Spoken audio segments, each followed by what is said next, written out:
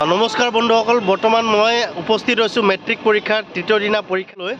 আৰু আজি অসমীয়া পৰীক্ষা, অসমীয়া মানে আছামিজ পৰীক্ষা। তো এই গতিকে আজি ষ্ট্ৰিকটো বহুত দিছে আৰু লগতে আমাৰ ছাত্ৰ ছাত্ৰীবোৰ সোমাই আছে। এইটো মই আপোনালোকক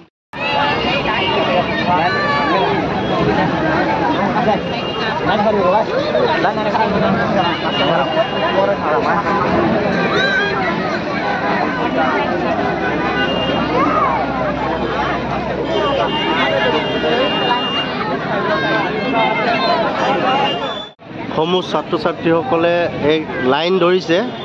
এতিয়া গেটৰ সন্মুখৰ পৰা লাহে লাহে গেটৰ চেক কৰি কৰি পঠাই দিব আৰু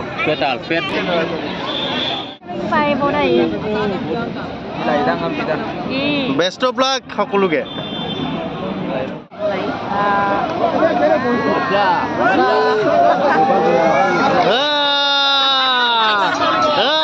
চেকিং নষ্ট, চেকিঙৰ কাম হে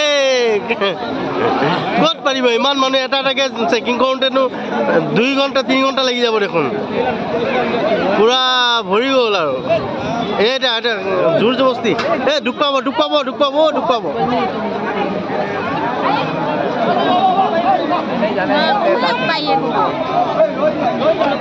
বন্ধ কৰিলে বন্ধ কৰিলে বন্ধ কৰিলে।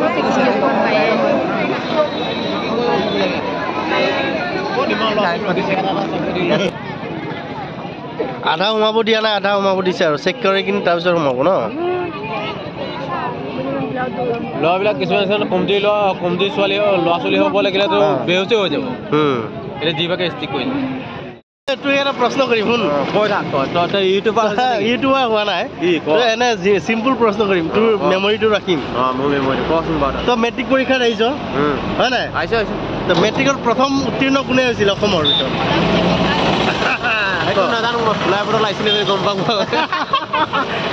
উত্তৰটো দি যা। নাই সেইটো নাজানো, মই এইবিলাক পঢ়া নাই। আমি মেট্ৰিক পৰীক্ষা পাছ হৈছোঁ নাই? নাই মই নাই পঢ়া, মই নকল কৰি পাছ হৈছোঁ।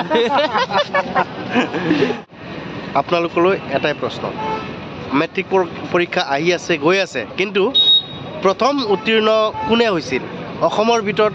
কোনে প্ৰথমে হৈছিল মেট্ৰিক পৰীক্ষাত? সেই প্ৰশ্নটো আপোনালোকলৈ আগবঢ়ালোঁ। আপোনালোকে যোনে জানে কমেণ্টত উত্তৰ দিয়ে যেন। প্ৰতিদিনে এনেকুৱা এক্সামৰ সময়ত মানুহবোৰ আহি সমাবেত হয়। পুলিচে ইয়াৰ পৰা খেদাই দি আছে, কাৰণ এই CC কেমেৰা আওতাত আছে বুলি মানুহবোৰক গাৰ্জেন কৰাই দি আছে। মানে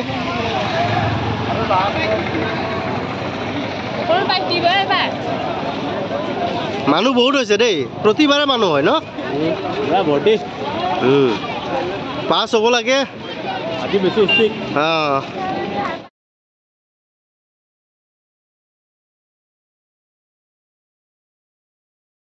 সম্পূৰ্ণ